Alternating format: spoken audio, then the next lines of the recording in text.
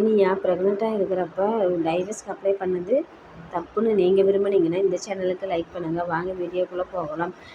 நிதிஷ் எத்தனையோ தப்பு செஞ்சாலும் இப்போ வந்து இனியா ப்ரெக்னெண்ட்டாக இருக்காங்க. அந்த ப்ரெக்னென்ட்னால டைவர்ஸ்க்கு அப்ளை பண்ணது தப்பு அப்படிங்கிறது தெரிய வருது. அவங்க அம்மா எல்லாருமே என்ன பண்ணுறதுன்னு தெரியாமல் முழிச்சுக்கிட்டு இருக்கிறாங்க. டைவர்ஸ்க்கு வேறு அப்ளை பண்ணியாச்சு, கோர்ட்டுக்கு நாளைக்கு வர சொல்கிறாங்க. பாக்கியாவெல்லாம் அவங்ககிட்ட நின்று கஷ்டப்படுறதுக்கு டைவர்ஸ் பண்ணது பரவாயில்ல அப்படின்னு நாங்கள் நினச்சோம். இப்போ வேறு நீ ப்ரெக்னெண்ட்டாக இருக்குது, நாள் தள்ளி போச்சுன்னு மாரி சொல்கிறீங்க. இப்படி இந்த நிலைமையிலே நம்ம என்ன பண்ணுறதுன்னு யோசிக்கிறதா இருக்குது அப்படின்ட்டு பாக்கியா கேட்டுட்ருக்கு. அம்மா எதாக இருந்தாலும் நான் பார்த்துக்கிறேன், ஆனால் அவங்ககிட்டருந்து எனக்கு டைவர்ஸ் வேணும், இந்த குழந்தைய கூட நான் அபார்ஷன் பண்ணிக்கிறேன் அப்படின்னு சொல்லிட்டு இந்த நிலைமையில கோர்ட்டுக்கு கேஸ் வந்திருக்குன்னு சொல்லி வர சொல்கிறாங்க. வக்கீலும் வாங்கன்னு சொல்லி கூப்பிட்டோன்னே போகிறாங்க. போனோடனே நீ எதையும் பயப்படாத, நீ டைவர்ஸ் வாங்கிக்கன்னு சொல்லி அவங்க அம்மாலாம் சொல்கிறாங்க. நீயாவுக்கு என்ன பண்ணுறதுனே தெரியல. ஜட்ஜி கேட்குறாங்க, கல்யாணம் ஆகி எத்தனை வருஷம் ஆகுதுன்னு சொல்லி கேட்டோன்னே, கல்யாணம் ஆகி 3 மாதம் தான் ஆகுது, 3 மாதத்துல உங்களுக்கு டைவர்ஸ் வேணுதா, அப்படி எதுக்கு நீ கல்யாணம் பண்ணேன்னு சொல்லி வக்கீல் ஜட்ஜி கேஸை அடுத்த மாதத்துக்கு தள்ளி போட்டுடுறாங்க. எல்லாமே வெளியில் வராங்க. என்ன இப்படி ஆயிடுச்சு அப்படின்னு சொன்னோன்னே, ஆமாம் இப்போ உடனே டைவர்ஸ் கிடைக்காது, கொஞ்சம் 4-5 தெரிஞ்சால் தான் கிடைக்கும் அப்படின்னு சொல்லி பாக்கியை சொல்லிகிட்டு இருக்கிறப்ப சுதாகர் வராரு. சுதாகர் பேசிகிட்டு இருக்கிறப்ப இனியா பேச விரும்பாமல் கிளம்பிடுறா. போய் காரில் உட்காந்துருக்குன்னு சொல்லி கிளம்பி போயிடுறான். சரின்ட்டு நீங்கள் நீ எப்படி தான் இப்படி நடிக்கிறீங்கன்னு தெரியல, இந்த மாதிரி நடிச்சு எங்களை ஏமாத்துனீங்க, அதனால தான் பேச விரும்பாமல் போயிட்டுருக்கா அப்படின்னு சொல்லிட்டு எங்களுக்குமே பேச விரும்பலை, என்னடா பண்ணுறதுன்னு தான் நாங்கள் பேசுகிறோம் அப்படின்னு சொல்லி பாக்கியை சொல்லிகிட்ருக்கா.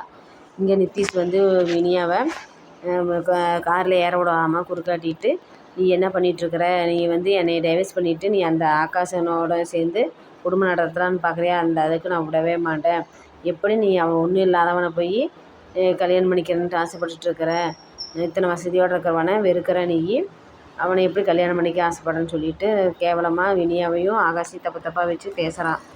ரொம்பவே அசிங்கமாக பேசுகிறானே. இனியாவுக்கு கோவம் நிதிஷை போட்டு அடிச்சிடுறான். எல்லோரும் ஏன் நிதிஷ் அடித்தாங்க அப்படின்னு சொல்லிட்டு கேட்குறப்ப, ஆமாம் அவன் அப்படி அசிங்கமாக பேசுவான், அதை கேட்டுகிட்டே இருக்க முடியும். இல்லை இனியா, நீ டைவர்ஸ்க்கு அப்ளை பண்ணியிருக்கிறப்ப கொஞ்சம் பொறுமையாக இருக்கணும், இதெல்லாம் நாளைக்கு பெரும் பிரச்சனையாயிரும், நாளைக்கு அவங்க டைவர்ஸ் தரலன்னு சொல்லி சொன்னாங்கன்னா நீ என்ன பண்ணுறது, எல்லாம் பொறுமையாக இருந்து பண்ண மாட்டியா, எதாக இருந்தாலும் எடுத்தவங்க கவுத்தன்ட்டு நீ பண்ணிகிட்டே இருக்கிற அப்படின்னு சொல்லி, இந்த பிரச்சனையில் நீங்கள் யாரும் தலையிடாதீங்க, நானே பார்த்துக்கிறேன், அவன் ரொம்ப கேவலமாக பேசுவான், அதையெல்லாம் நான் கேட்டுகிட்டே இருக்க முடியும், இனிமேல் நான் வர பிரச்சனை நான் ஒருத்தியாக நின்று சமாளிச்சுக்கிறேன் அப்படின்னு. என்ன மேனியா அப்படியெல்லாம் பேசுகிறேன் அப்படின்னு சொல்லி கோபி சொல்ல, ஆமாம் நீங்கள் எல்லாருமே எனக்கு சப்போர்ட் பண்ணாமல் அவனுக்கே சப்போர்ட் பண்ணி பேசுகிறாங்க அப்படின்னு சொன்னோன்னே, இல்லை அவங்க பணம் பலத்தில் எல்லா இதுலேயும் பெரிய ஆளுகளாக இருக்கிறாங்க, நமக்கு சாதகமாக இல்லாமல் ஏதாச்சும் ஆயிடுச்சுன்னா என்ன பண்ணுறது, அதனால் நமக்கு இது டைவர்ஸ் கிடைக்கிற வரைக்கும் நம்ம பொறுமையாக இருந்துட்டு டைவர்ஸ் கிடைச்சதுக்கப்புறம் நான் என்ன பண்ணணுமோ நான் பண்ணிக்கிறேன் அப்படின்னு சொல்லி கோபி இனியாவுக்கு அட்வைஸ் பண்ணிட்டு வந்துட்டுருக்குறான். கோர்ட்லேருந்து எல்லாம் வீட்டுக்கு வராங்க. வந்தோடனே ஈஸ்வரி கேட்குற, என்ன ஆச்சு, டைவர்ஸ் கிடச்சிச்சு அப்படின்னு. இல்லை அடுத்த ஹியரிங்க்கு வர சொல்லிட்டாங்க அப்படின்னு சொன்னோடனே, அவங்க தாத்தா இன்னைக்கு கனவுல வந்தார். வந்துட்டு என்ன ஒரே ஒரு பொண்ணை வச்சுருந்து எப்படி கல்யாணம் பண்ணி கொடுத்துட்டியே, நீ எல்லாம் எப்படி இப்படி இருக்கிற, மனசாட்சி இல்லாமல் இருக்க அப்படின்னு சொல்லிட்டு என்னை திட்டினார், எதாக இருந்தாலும் விசாரித்து செய்ய மாட்டீங்களா அப்படின்னு கேட்டார். ஆனால் ஈஸ்வரியை தப்பு செஞ்சுட்டு எப்போ பார்த்தாலும் உங்கள் தாத்தா கனவுல வந்தார், உங்கள் அப்பா கனவுல வந்தாருன்னு சொல்லிகிட்டேவே பித்தலாட்டம் பேசி இவனால தான் கல்யாணமே நடந்துச்சு. உடனே என் பேத்தி வருஷம் நிற்கிறேன், எந்த பிரச்சனையிலேருந்து என் பேத்தி எப்படி மீண்டு வர்றதுன்னு தெரியலையே அப்படின்ட்டு நீலி கண்ணீர் வலிச்சுட்ருக்கிறேன். இப்போ கோபியும் ஈஸ்வரினால தான் இந்த கல்யாணமே நடந்துச்சு, இல்லாட்டி இந்த நடந்திருக்காது. அவள் பாட்டுக்கு வேலைக்கு போயிட்டு ஆகாஷ் லவ் பண்ணிட்டு கம்முன்னு பேசாமல் இருந்துருப்பாள். ஆனால் இனியாவும் தப்பு செஞ்சான். ஆகாஷை லவ் பண்ணது தப்பு தான், இருந்தாலும் படிக்கிற வயசில் படிக்கிறத விட்டுட்டு லவ் பண்ணது தப்பு தான்.